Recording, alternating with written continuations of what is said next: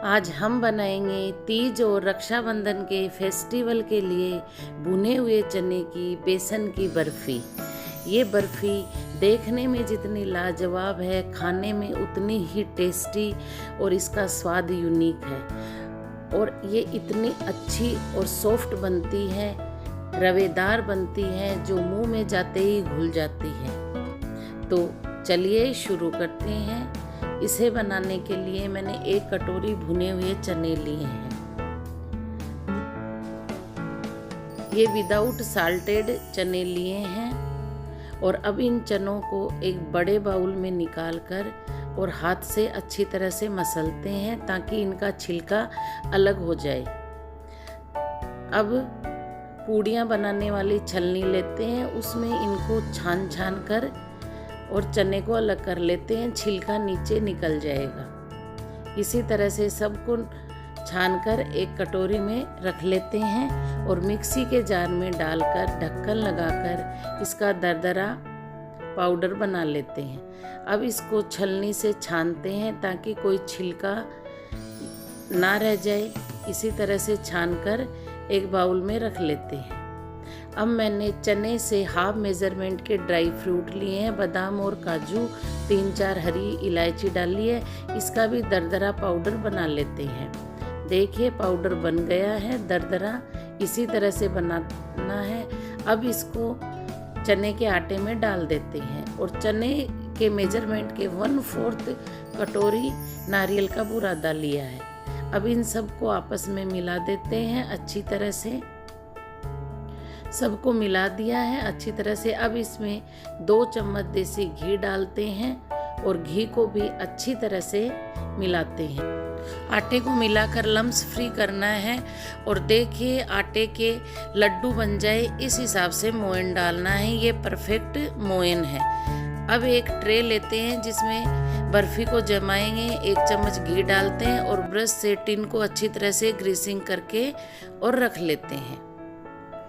अब मैंने अमूल का मिठाई मेड लिया है। अगर आपके पास मिठाई मेड नहीं है तो आप फ्रेश दूध की मलाई ले सकते हो और चने के मेजरमेंट जितनी चीनी को पीस कर लेकर आपस में मिला सकते हो। मिठाई मेड को अच्छी तरह से आटे में मिलाते हैं। ये मैंने केसर के लच्छों को दूध में भिगो के रखा था, वो भी डालते हैं कलर और फ्लेवर के लिए। इससे फ्लेवर बहुत अच्छा आता है और सबको अच्छी तरह से मिला देते हैं।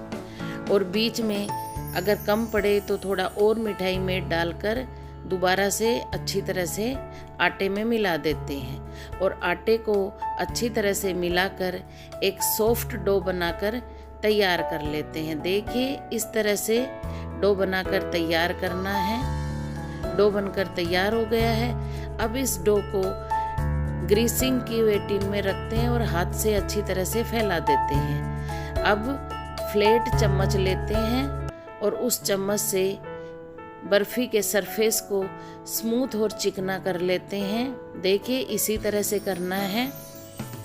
अब पिस्ता की कतरन लेते हैं और बर्फ़ी पे गार्निश करते हैं। अब बादाम की कतरन से बर्फ़ी को गार्निश करते हैं और फ्लैट चम्मच लेकर ड्राई फ्रूट्स को अच्छी तरह से बर्फ़ी में दबा देते हैं और सेट होने के लिए 1 से 1.5 घंटे तक रखते हैं। देखिए कितनी अच्छी तरह से बर्फ़ी बनकर तैयार हो गई है। 1 से 1.5 घंटे के बाद बर्फ़ी को चेक करते हैं।